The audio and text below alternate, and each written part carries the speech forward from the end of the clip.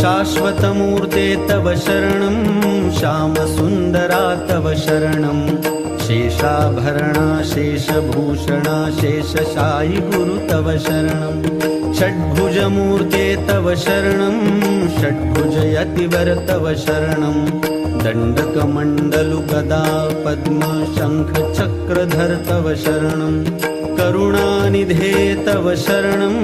करुणासागर तव शरणं श्रीपाद श्रीवल्लभ गुरुवर नृसिंह सरस्वती तव शरणं श्रीगुरुनाथा तव शरणं सद्गुरुनाथा तव शरणं कृष्णासङ्गमितरुतलवासी भक्तवत्सला तव शरणं कृपामूर्ते तव शरणं कृपासागरा तव शरणं कृपाकटाक्षा कृपावलोकन कृपानिधे प्रभु तव शरणं।